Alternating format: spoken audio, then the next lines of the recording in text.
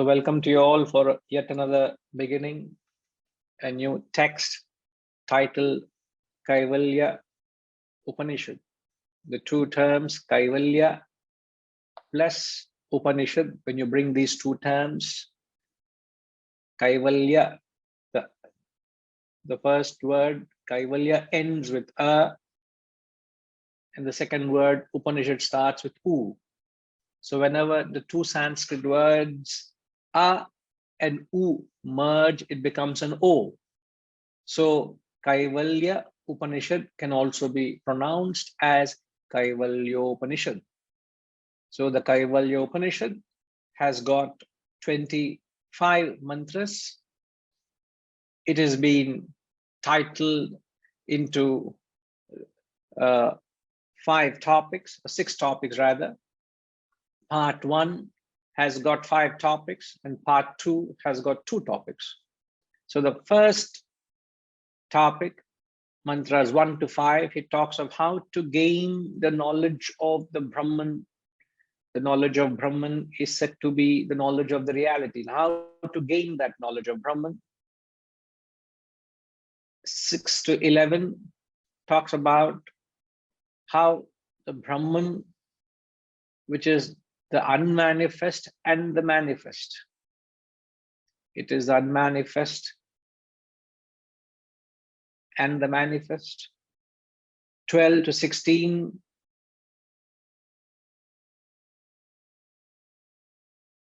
almost gives a commandment, Adesha, and says you got to realize that thou art, that you are that very truth. 12 to 16, and then almost he claims that I am that Brahman. So mantras 17 to 21, it talks about the fourth topic, I am that Brahman. And the fifth, which is 22 and 23, he gives aids to realization. That becomes the end of part 1. And the last 2 mantras, the Guru gives a final parting advice. So you can take a snapshot of this summary, gives you an idea as to what the text is offering. You get a panoramic view as to what the text offers. This is not there in the original text, mind you. So this is the efforts of the Gurus, the effort of my Guru. So I'm referring to his efforts where the chapter has been summarized into 6 topics. All right. Now, Kaivalyam, the word Kaivalyam means liberation. Liberation that. Kaivalyam means liberation that. The noun form is Kevala. Kevalam is a noun form of Kaivalyam. Kevalam means only. Kaivalyam means liberation. That. Noun form of Kaivalyam is Kevalam, which means only. So the word Kaivalyam can be interpreted as that alone or liberation alone. Kaivalyam is liberation that. Pritigaru, Kaivalyam means liberation, sir. That liberation. Yes, Guruji. Kaivalyam means that liberation. The noun form of Kaivalyam is Kevalam, which means only. So the text can be understood as only liberation or that alone. So when I say your purpose in life is to seek that alone is the purpose of your life. It means liberation is the purpose of your life. That alone or liberation alone. So the very word Kaivalyam means to seek liberation. That alone is the very purpose of life, which is a strong suggestion. The very word itself is chosen that way. Okay. Now this Upanishad, as you know, appears in where each Upanishad comes from different sections of the Vedas. There are 4 different Vedas, as you know, and this Upanishad appears in the Atharvana Veda. Now the very word Upanishad, I would repeat it whenever we get into any Upanishad, so that we all are reminded of the very potency of these words. Upanishad can be split into 3 halves. The word Upanishad can be split into 3 halves. Upanishad. Upa means near. Ni means below. Shad means sit. Upa means near. You sit very near a teacher. Not this far where you all are sitting. Nobody is sitting near to me. So first principle only fail. I think RPG is the furthermost, so most disqualified. In terms of distance, I'm saying. There are many reasons which will disqualify you, but on this ground, I'm disqualifying you.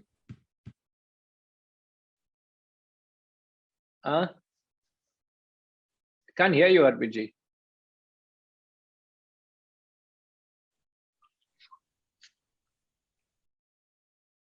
How about now? Yeah, I can hear you. I said I'm honored, Guruji. You are? Honored. Honored. Yeah, you've been conferred title after title. Yeah, many titles. And this tops it all, huh? For today. For today, yeah. So Upa means near. So when you sit near to somebody, it means your receptacles are tuned in.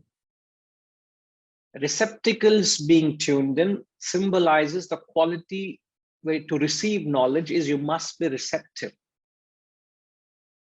So Upa suggests receptivity.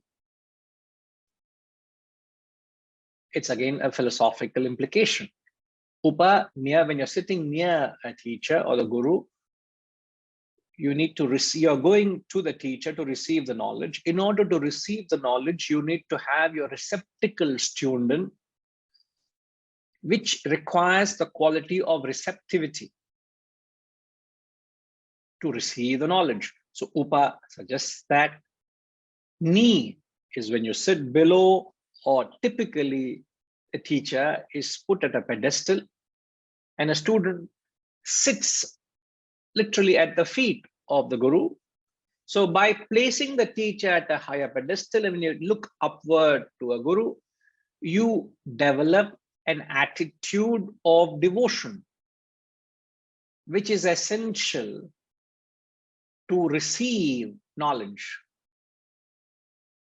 Many a time when you are in a dialogue with a second person, there is no attitude of devotion and surrender. It's almost you have a platform which you are on par, or you look down on someone, isn't it? Very rarely you have a conversation where you look up to the person, where your ego becomes insignificant. So your views doesn't matter. You choose to be that. If you don't understand, whenever all the married people have a conversation with their spouses, what is their attitude of devotion? If I ask Ramji, he'll say yes. I don't want to ask Ramji. Sir? But still I have left with no choice, sir. I need to ask your advice, your views. Guruji. If you are talking of the olden times or the modern times? In the olden times, devotion was very high, sir, from both sides. And in the modern times, it's not much. It is more of intellectual talk between the two. Is it really intellectual or is it something else? It looks intellectual, sir. Because Correct. both are highly educated, so they keep talking in that language. Yes. Is it talking, sir, or it goes beyond talk? It is conflict, basically. I want that one word, sir. So there is no dialogue. It always ends up an opinionated view, isn't it? Yeah. Even with two people, invariably at work atmosphere, or it could be, it's hardly a healthy dialogue. So what, and when there is a dialogue in an ideal setting of a guru shishya, this element of devotion nullifies a possibility of, so when there's devotion on behalf of the student, it nullifies the possibility of a conflict or getting into an argument. So it is essential, correct. So it's essential for a student to approach the teacher with an attitude of devotion, and how that is inculcated is by putting the teacher at a higher pedestal. The very setup itself instills that attitude. As we say, you look up to God, isn't it? Even in English language, we say you look up to your teacher, you look up to your parents, you look up to the nation.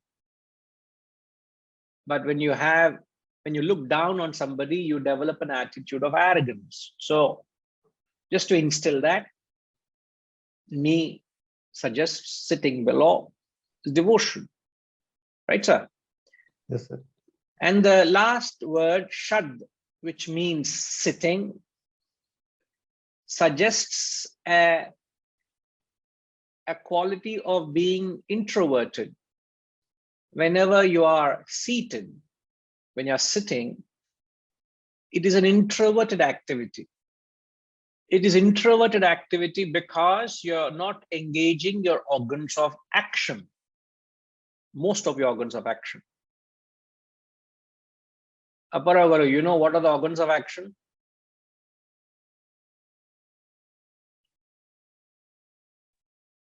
Sir, sorry, sir. Pancha Karmendriya, sir. Sir, you also are very soon in Arpit's category, sir. So please tilt the camera to Vasantama behind. I'll ask her. Vasantama, Chepandi, what are the organs of action? There are 5 sense organs: eyes, ears, nose, tongue, and skin. What are they? They are the Jnanindriyas. Jnanindriyas are organs of perception, right? But the question is, what are the 5 Karmendriyas? Hands, legs. Yeah. Hand, speech, genital organs, and organs of evacuation. These are the 5 organs of action. Now, when you are seated, being seated symbolizes introvertedness. The opposite of that is extrovertedness, means you are action oriented. Let's say you're on the move, you're into action. What is the implication? When you are into action, the ability to receive the knowledge is not apt, is not right. So when you're extroverted, you cannot receive the knowledge from the guru. So therefore, you need to be introverted to receive the knowledge. So when you sit, you are not engaging your organs of action, including you may not speak unnecessarily. Speech also is an organ of action. But when you are there to receive, it's more to listen in, to receive, Shravana. You get it, ma? Are you following Vasanta, ma? Yes, sir. Yes, Guruji. So, Shad sitting Yes, means, Guruji. yes, ma, I heard you. Good. So, Shad introvertedness is a prerequisite to receive knowledge. Now, what it suggests is, at the very forefront, you got to evaluate yourself. How much of these three qualities you have in you? How much are you receptive to this knowledge? How much are you devoted to the knowledge? How much are you introverted so that you can receive the knowledge of Brahman? So to the extent you have these three essential qualities, you would be able to receive the knowledge.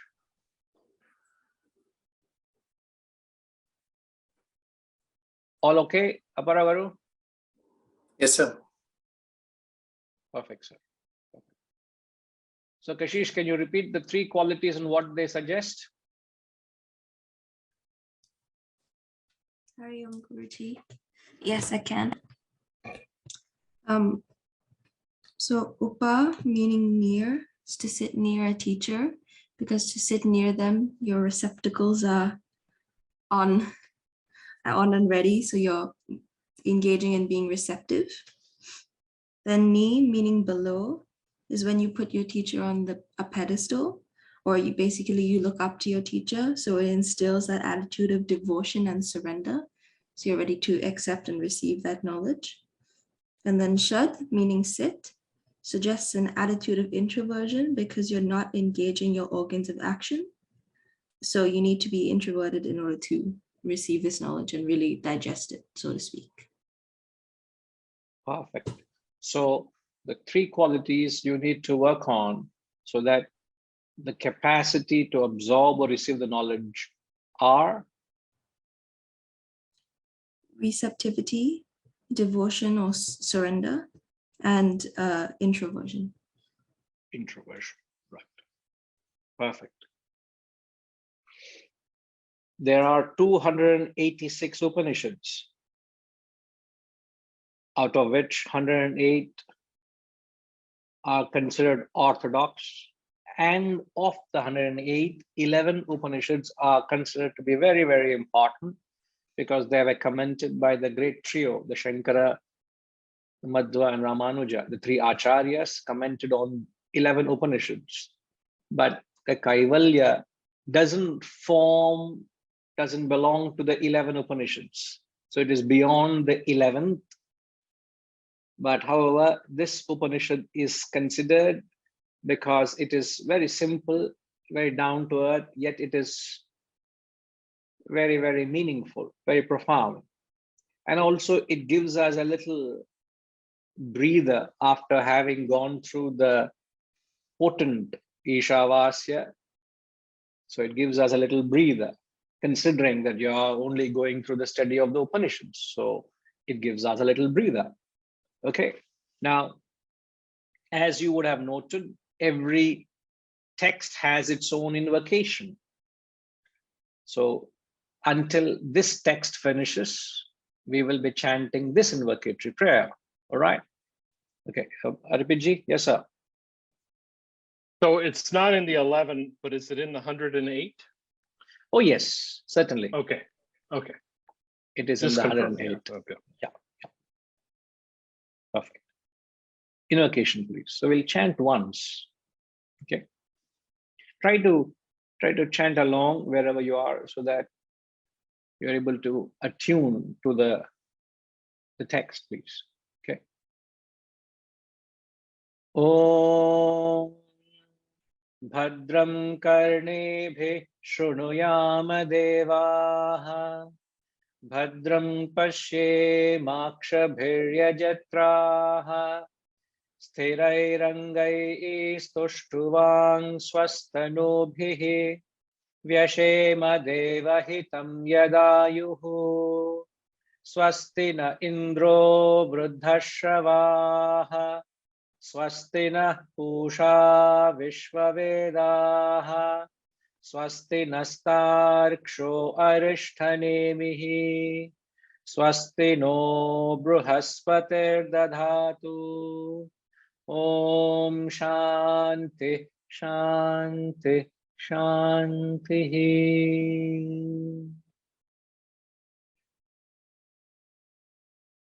Om. May we hear the auspicious with our ears, O gods. May we behold the auspicious with our eyes, O worshipful ones. May we live the God-given span of life with firm limbs and bodies, singing your praises. May the traditionally glorified Indra bless us. May the all-knowing Sun bless us.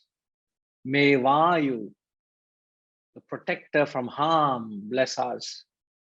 May Brihaspati bless us. Om. Peace, Shanti, Shanti, Shanti. Now, an invocation is chanted both by the teacher and the taught. The Guru and the Shishya together chant this mantra.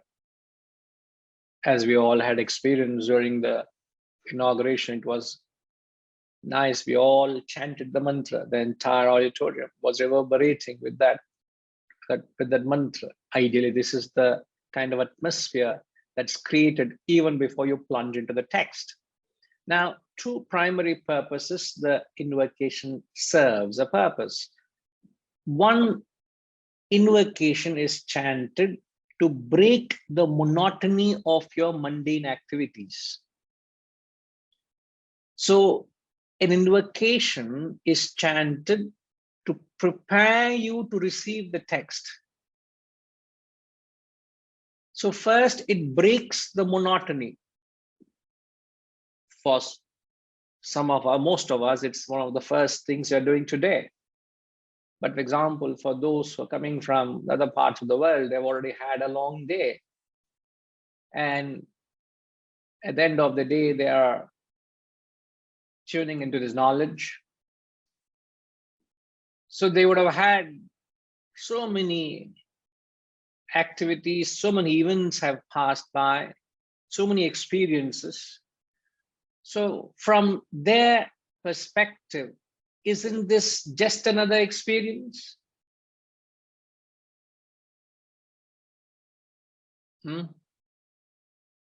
Isn't it? Maybe for Harish is already a little into the day. It's almost 9:30, 10 o'clock, isn't it, Harish, for you? Yes, Guruji. Okay, right. So you would have had, let's say you have had an early morning today, so you already had 5 hours of activity. Now, would you not consider this as another activity in the calendar of your day? In terms of your calendar and activities, isn't it? Yes, yes. Isn't it? But how would you differentiate this from the other activities? What's the difference between this activity and any other activity?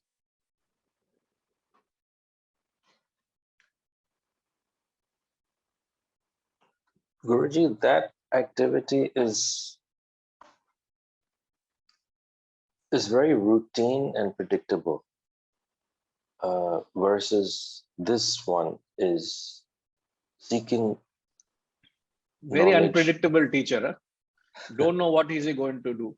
What mischief is he going to be up to? Is that what you're tantamounting to say? No, not at all, Guruji, not at all. Arpit is nodding his head.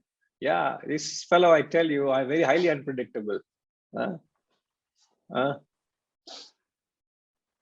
So, sorry, Harish.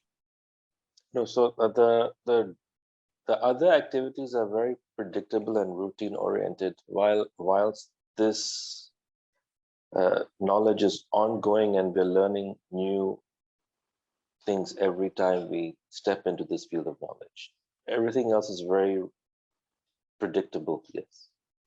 Okay. I can see your lost words, but I get the spirit, what you're saying. Okay, right? If I can ask Vaidyanathanji, good, you could join us, sir. Now I know you've taken my word seriously. Yes, I skipped swimming today. I know. The last when we met, he's an avid swimmer. So I was telling him you should get into this Upanishad classes so that you don't give yourself a continuity because you missed other sessions on Sundays. Yes, sir. Good, you could join. So the question is, what is the difference between this activity and any other activity? Most activities are routine to start with. Mundane activities that we do day to day, they are routine. This obviously doesn't happen every day. Now, at least in our case, it's once a week. We're coming here with an open mind, seeking some additional knowledge that is not part of our daily mundane activity. The other thing that's different is we come here with a bhava of devotion and surrender so that we grasp the knowledge. Whereas most of the other activities, you don't have that approach straight away. And at least for all of us, this is the first activity in the morning today before we plunge into other material actions. Yes. In fact, I agree with you what you said, as similar to what Haresh said, but I would take the last word you said, the other material or the mundane activities you engage. So every other activity you do could be termed as terrestrial activities, worldly activities. This is the only action that is reminding you that of beyond the terrestrial, the transcendental. No other activity you perform reminds you or attunes you to the transcendental. So to break the monotony of your routine, mundane, mechanical, worldly activities, the invocation is chanted. This prayer breaks the monotony, breaks the routine rut you have got into of the worldly transactions. So the invocation breaks the rhythm of terrestrial to tell you this is not just another routine activity. It gives you a jerk. So you get alert. Hey, I must watch out. This is just not another mechanical thing I've been doing. So the jerk alerts you. So invocation serves that purpose. Very well, sir. Point one. And the second point, we said we are not looking for any material gain out of this activity today. Absolutely. There is no material gain because what you're seeking is the spiritual. What you're seeking is the absolute Brahman. So the objective is to seek the truth. So that makes the action of a different kind, not a degree. Every other activity in the world is differing in degree. But this is an act of a different kind. So to remind us of that act and to optimize this exercise, because you have a little time with the knowledge and the guru to optimize that, to ensure your receptacles are all tuned in. You chant the mantra to break the monotony and say, Gera, be ready, be prepared to receive. That's the first element, sir. All right, very good. Now, the second element of invocation, how it serves is, it helps you to tune in your receptacles. Having said of receptacles, the invocatory prayer helps to tune in the receptacles. Now, let me ask Varshama.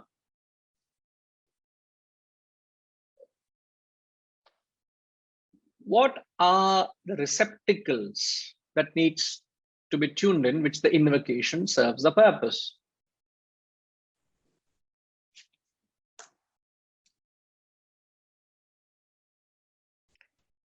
So the question is, what are the receptacles? Yes. So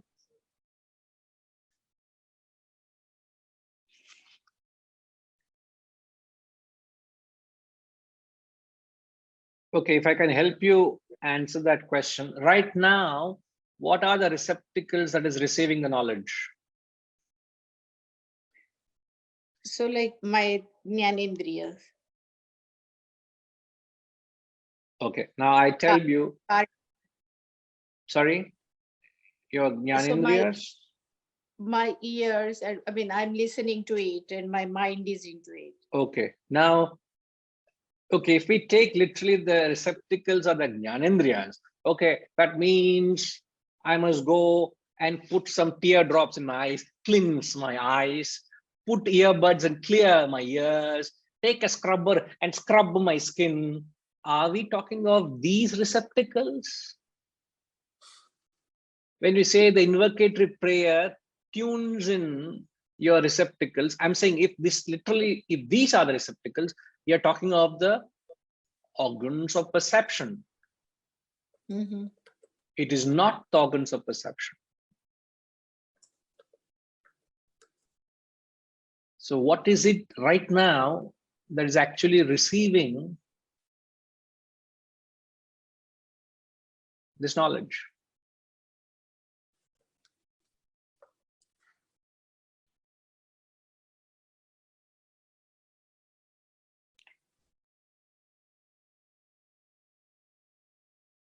Think along, man. No problem. No problem. I'm just facilitating the process of thinking so that we get the clarity. Yeah. Okay, sir. Okay, ma.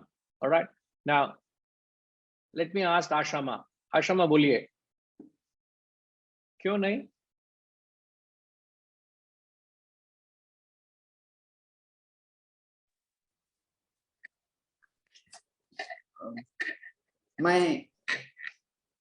My mind, my heart and my soul is into it right now. I'm not thinking of anything else. Perfect.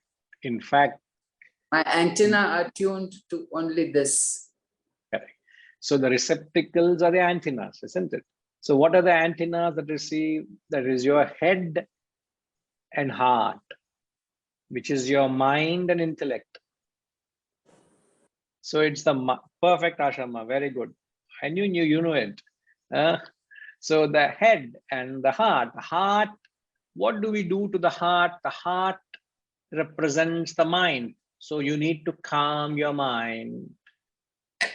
The mind needs to be calmed because an agitated mind is not conducive for any dialogue. Forget a dialogue with the guru or dialogue with the scriptures. So you need to keep your mind calm. And the second receptacle is the intellect. The intellect has to be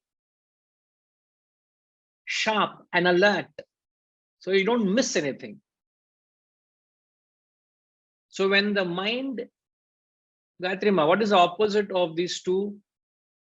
Mind being calm and intellect being sharp. What is the opposite of these two? We are not alert, so the mind is not in its place and the intellect is also wavering. Oi. What is the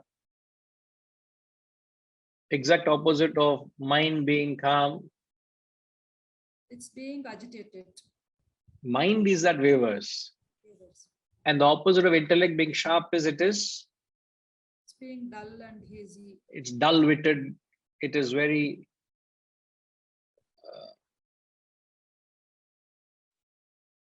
it lacks that clarity, isn't it? It's not sharp, it's not alert. Now, you would know the quality of reception. I would be surprised if, let's say, the guru is giving 70% wisdom. I only have 70% wisdom. I'm giving 70% wisdom. I can give 100% knowledge to you, but wisdom is 70%. Now, let's say if I have 70%, I'd be surprised if anybody says I've received 170%. I've received 100% of what my guru gave. You getting it? Whatever the guru gives, the onus is on the student to receive 100% of what he has given. And what is it that determines a student receives 100% of whatever the guru has given? Is to ensure your receptacles are tuned in, your head and heart are in its ideal state. An ideal state of heart is it must be calm. An ideal state of a head is it must be sharp and alert. And the invocation serves the purpose much before you get into the text.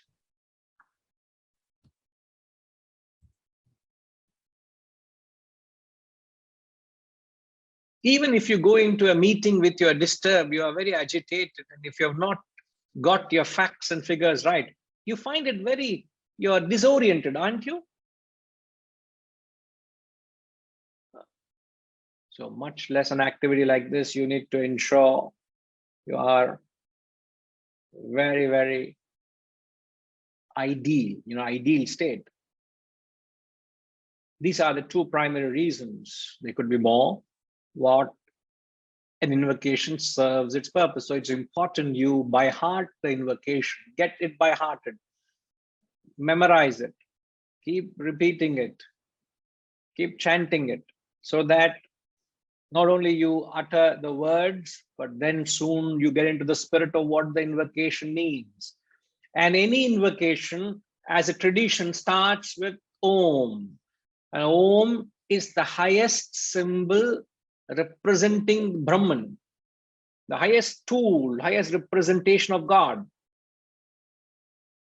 So even before the text begins, the Shastras traditionally give you the highest symbol.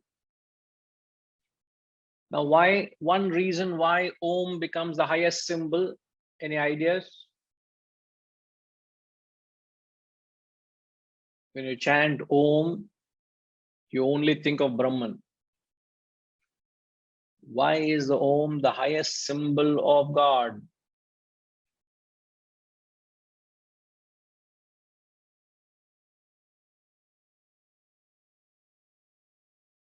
Vasanta Setaramanma. I have to differentiate. When two Vasantamas are there, I have to differentiate. Hari Om Guruji. Yes, ma'am.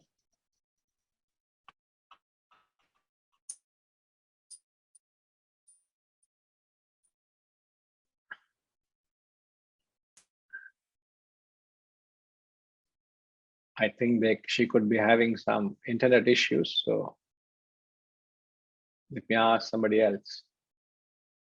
Rajima, tell me.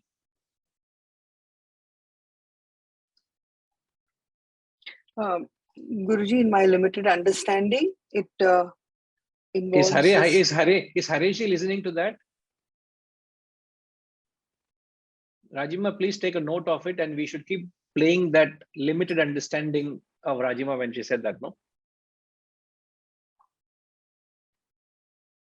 Sorry, Rajima, I'm only saying. Hariji, did you hear that, Hariji? She said limited understanding, she said. Has she ever said that to you?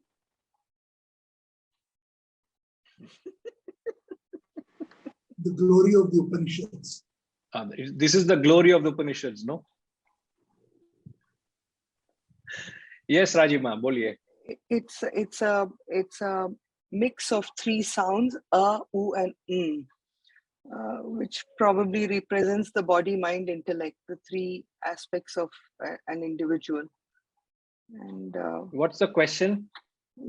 Why is Om the highest symbol of God? God. Why is Om the highest symbol of Brahman? It's the, well, Guruji, it is the primordial sound from where the creation began. So that is one aspect.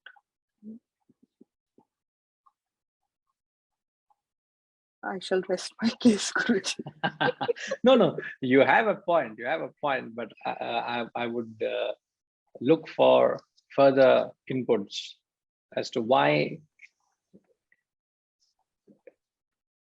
a symbol is considered the most potent symbol of Brahman, the highest and the most potent symbol of Brahman.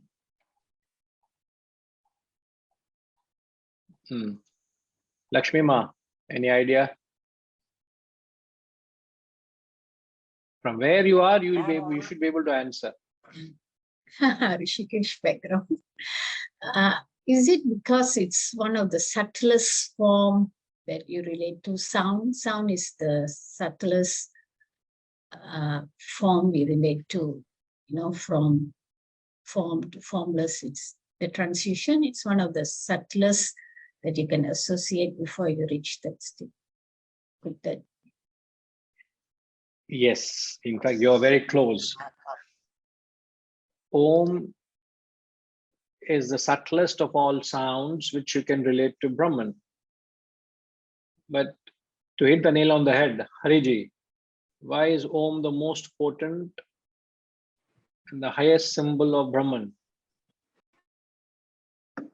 Hariji, boliye.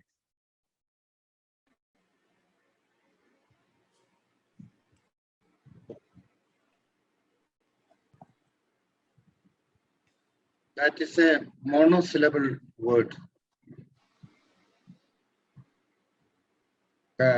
Encompassing the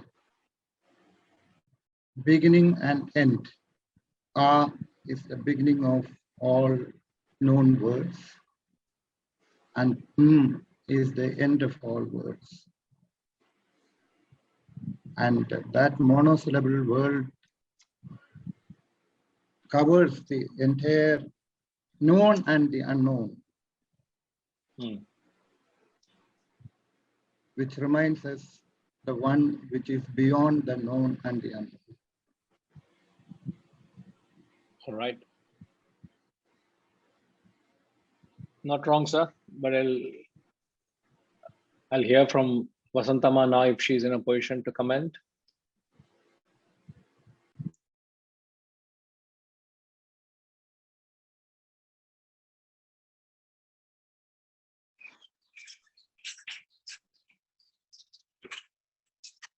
I feel when you recite Om, the 3 syllables, no thoughts come to your mind. You're thoughtless. You realize you're almost in the state of realizing yourself, similar to that.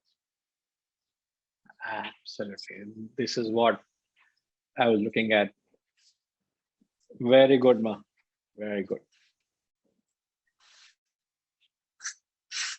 When you chant the mantra Om,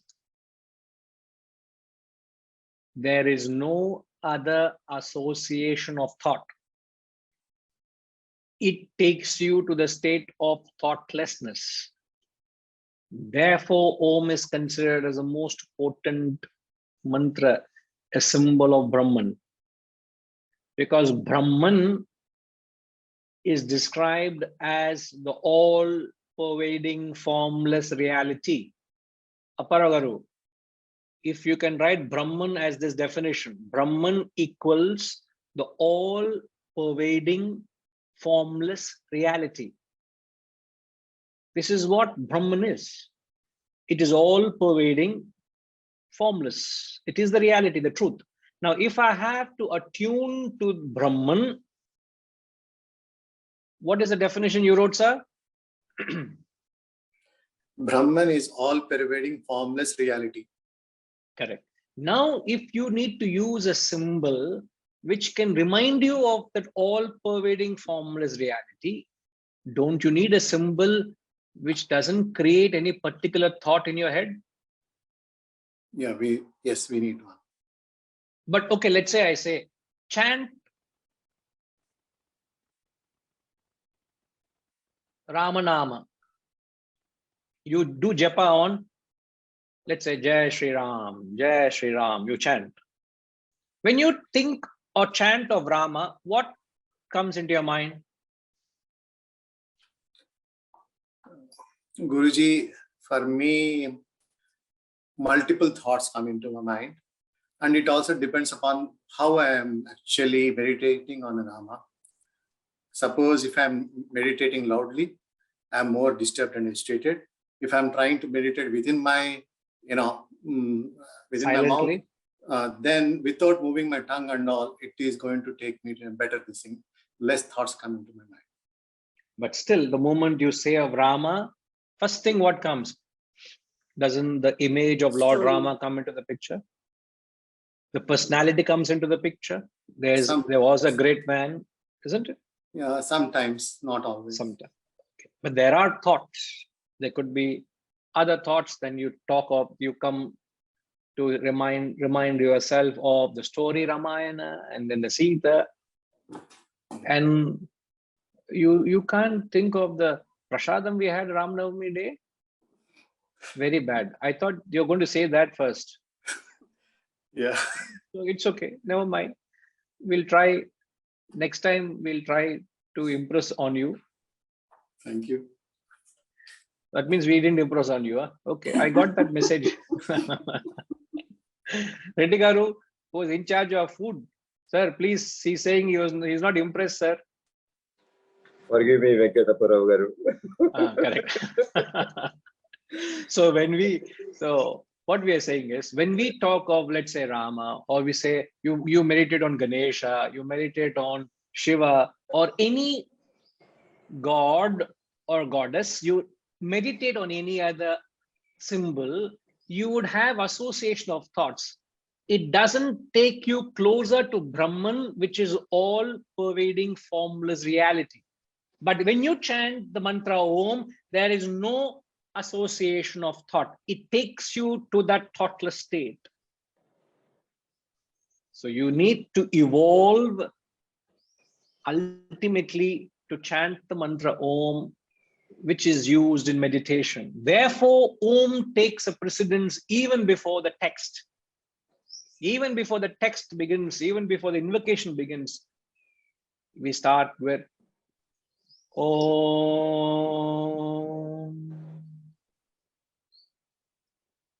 It's so scientific. It's so meaningful. I'm just taking the periphery, sir. I'm not going into the deeper intricacies. There's a lot more you can draw out, but this should suffice for now. Okay, sir. Ready, all okay? Yes, fine, Guruji. Right, sir. Right. So then the text or the invocation starts is a Bhadram Karnebhe Shrunuyama Devaha.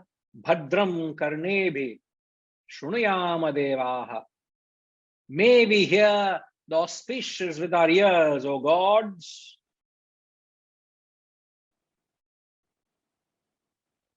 So he's invoking the blessings of the Lord, and he says, may we hear Bhadram Pashyema Kshabhirya Jatraha. O worshipful ones, Yajatraha. Yajatraha means worshipful ones. Pashyema, may we behold Akshabhi with our eyes. What? Bhadram. May we hear auspicious. May we see that is auspicious. And then he says, O gods. Remember, whenever you use the word gods, gods in plural means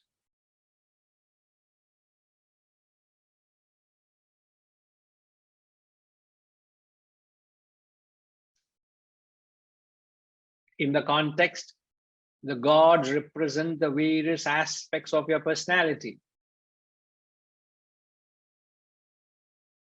There is a difference between the singular God, which is Brahman, and the plural gods, which represents the various powers that are manifested in the world.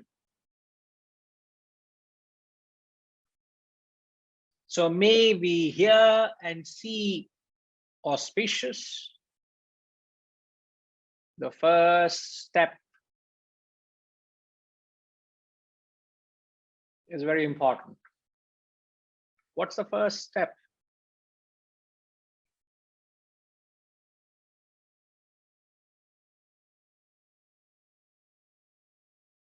The first step, in fact, we did mention even the other day inauguration talk in Ramayana, we spoke. The first step of your spiritual journey begins with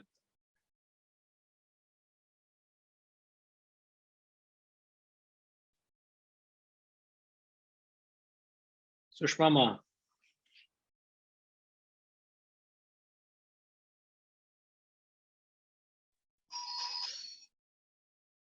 I would first thank God that at least my mind is, that I'm attuned to this and my mind is going towards God and not thinking of worldly things. I feel that in itself is a blessing.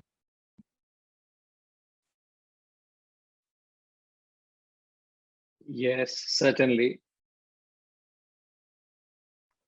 But I'm just trying to understand, why does the invocation say, may we hear and see auspicious? So seeing and hearing represents the organs of perception. Yes. Right? So what the process starts with hearing and listening auspicious things. Now, what is it that these two represent? Which is the first step in your spiritual transformation? When we listen to the Guru, or when we read the scriptures, and that is our first introduction, and then we try to understand and be grateful to the Guru, because we can't understand ourselves, and that is why we approach the Guru, and we need the blessings of the Guru, and so that we can understand, because our intellect is not developed, at least I feel mine is not developed enough to understand it myself. So I would need to, with great humility, go to a Guru and try to understand what the text is saying.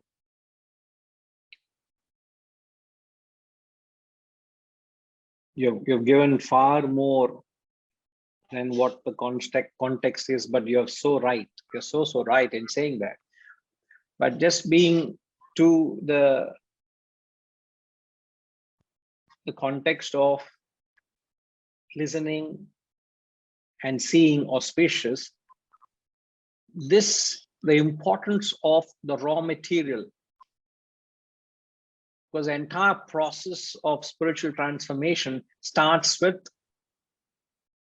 the raw material, the shravana, what you receive, and the quality to implement, to ensure the raw materials is of the highest order, is the word I'm looking for. Thanks, Shushmama. So the raw material that you receive, Ramji, what is the quality you're practicing when you ensure the raw material is of the highest quality to bring about your transformation? What quality are you practicing?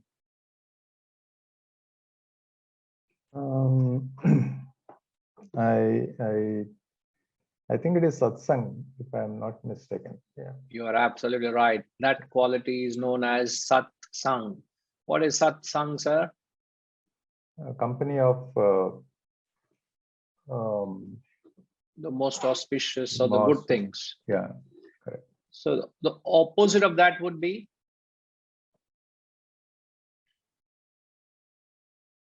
Must be dusang. It must be the company of all the bad things, right? Company of anything, I hear anything which is not auspicious. Yeah. What would you consider anything inauspicious? The worldly things which are distracting you from your journey, the temptations and various things that are in the world. The many things that's happening in the world, or the first thing you want to do is read what's happening in the Times. You pick up the newspaper and see what's happening in the world around. And what goes into your system? Is it satsang or dusang? Dusang. Because you're filled with all that early in the morning. Yeah. And first thing in the morning, you put in all the negative toxins of all what's happening out in the world, because the media only covers all the negativity. There's so much good out there, but there's no propaganda. There's no, people don't have time to capture all the good. So consciously, to ensure that you given that which is auspicious, that is the first step of your journey, is to create a satsang. So you don't lend your ears to anything negative. You don't lend your eyes to anything negative. Now, it is just not limiting to these two sense organs. The style of the Upanishads is they don't elaborated. So they mean a part, you take the whole. So when they say eyes and ears, you got to take all your other senses as well. Taste, smell and touch, etc.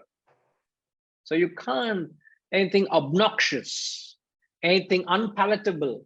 You can't eat rajasic and tamasic food and expect yourself to evolve in a sattvic manner. So you must have a conducive food. So that hearing and seeing auspicious things only means satsang. And it is important in the process of any manufacturing, the 3 stages of manufacturing, which is raw material, the processing, and the quality control, the output, the product. If the raw material is of inferior quality, it's impossible for you to bring about the best quality of the product. And I have to ask the best engineer amongst us, Reddy Garu. Am I right, sir? As Sushma Ma said, you got to surrender. I surrender to you here, sir. No, Guruji, not at all. We all surrendering to you. I think you have very rightly said that. The end product outcome is defines from the input what we are feeding into that system. The raw material is it? So if you miss the raw material, whatever the corrections we do on process not going to make any help out of it. So therefore, the Upanishad reminds us to keep your. Now, how do you ensure the best raw material comes into you? That's where we need to, if it is in a materialistic world, where we put all our intellect in selecting the right material. Correct. Your intellect has to be so sharp and alert that you don't allow any negative stimuli to come in and then create the chain reaction within later on.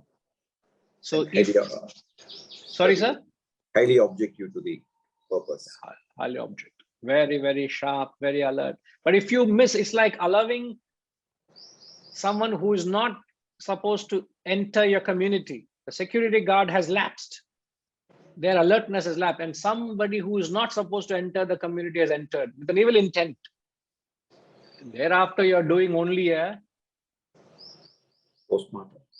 postmortem or something has gone wrong. Oh my God, 3 houses in the vicinity, in the community has been robbed. How is that possible? Who has done that? And then you go back and you start doing, oh my God, the lapse has happened at entry. So your spiritual growth or spiritual decadence starts at the very beginning. So it's not what you do later on, it's at the, you got to nip it in the bud. You got to nip it in the very beginning. And to the extent you're spiritual, to that extent you're filtering, aren't you? Yes, Guru. To the extent you're not spiritual, to the extent you're not alert, you are succumbing to the how the world is inundating itself onto you. You are inundated with so much of negativity, so many things in the world, you're not able to filter out. So spirituality is measured by how continuously you can maintain a satsang. Satsang is not this morning, please. It is not this morning satsang. Satsang is to create an environment where you only feed in positivity throughout the day. It's not sitting in a satsang, like an environment like this. This is everything filtered here. We are making sure everything that you hear and see is auspicious, isn't it, sir? Yes, Guruji. But this is what amount of intellect are you applying to receive the good here, sir? Since you rightly said it, you need the intellect to receive the good. To what extent are you applying the intellect to receive the good? Ideally, 100%. No. I don't know whether I have asked the question rightly. To what extent have you applied yourself to ensure the good is coming to you? Sorry, Guruji, I could not get connected. I don't know, anybody can help me. What effort have you put in to ensure that you hear and see auspicious in this classroom, sir? What have you done? How much effort did Reddy Garu put in to ensure that you hear and see only auspicious things? What have you done? That means one way we get disconnected from all other wanted things. No.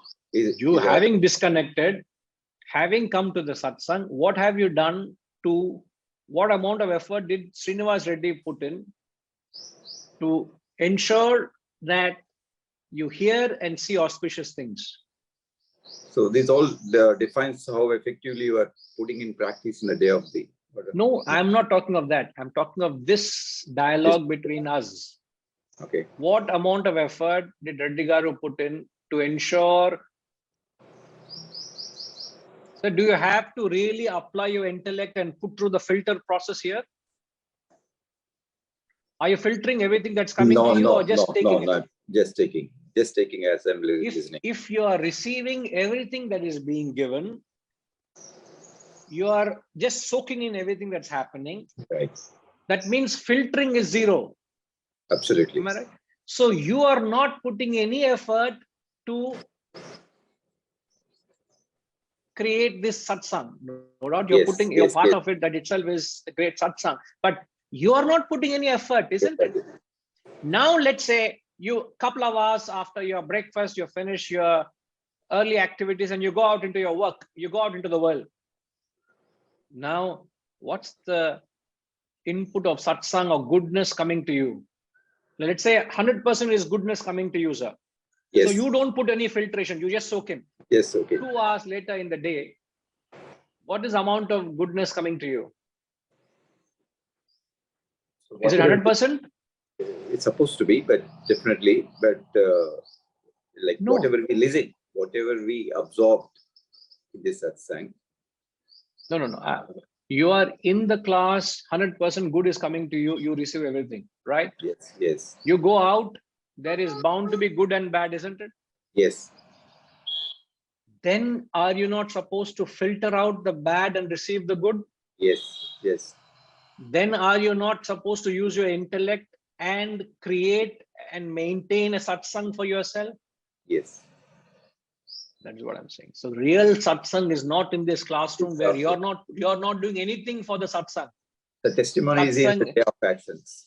The testimony, real satsang is not sitting in satsang here. The real satsang is when you go out into the world, have you created an environment where you still associate with only good? The real testimony is beyond the classroom, not in the classroom. That's true. I hope I have communicated what I'm wanting to communicate. It's not easy though. When the world is giving good to you, you don't have to put any effort to create satsang. The real satsang is you are able to see goodness where there is no apparent goodness. There is good there. As the saying goes, there's so much of good in the worst of us. There's so much of bad in the best of us. It doesn't behove to talk about the rest of us. So when you identify with any environment, do you identify with the good in it or a bad in it?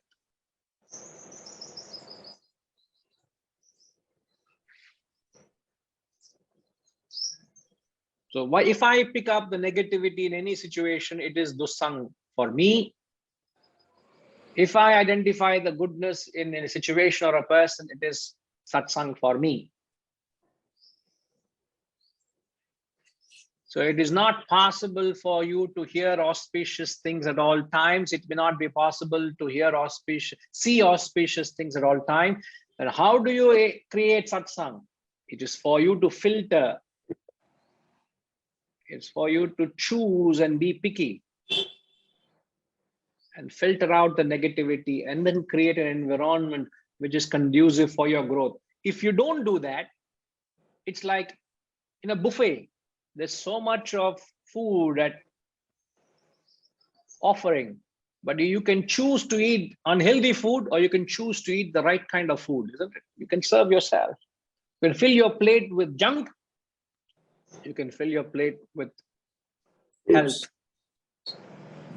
Choice is yours. It's a buffet out there.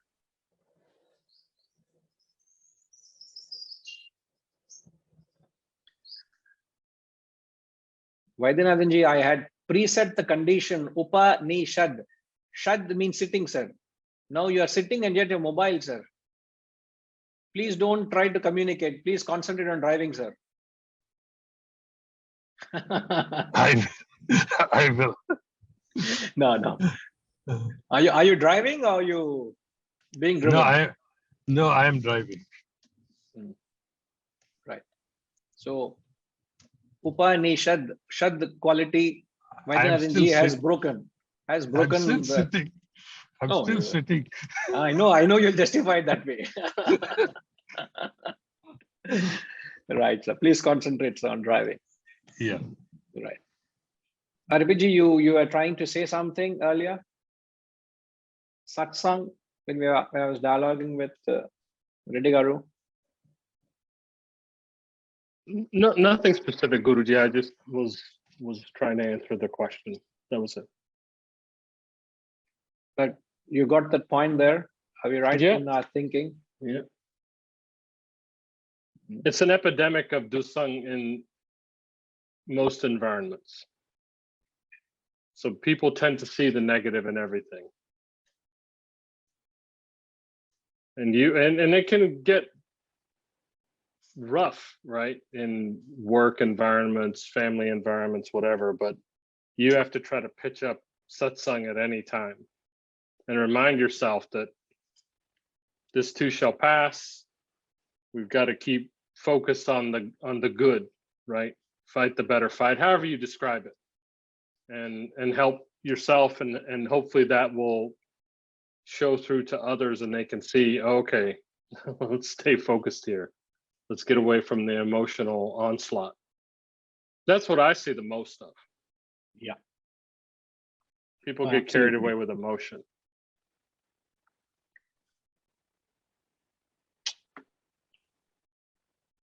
If only we are able to bring in the level of alertness and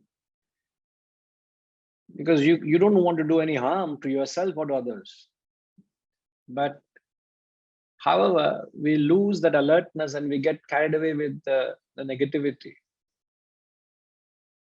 And first harm it does is to us, and the next is to the environment around us.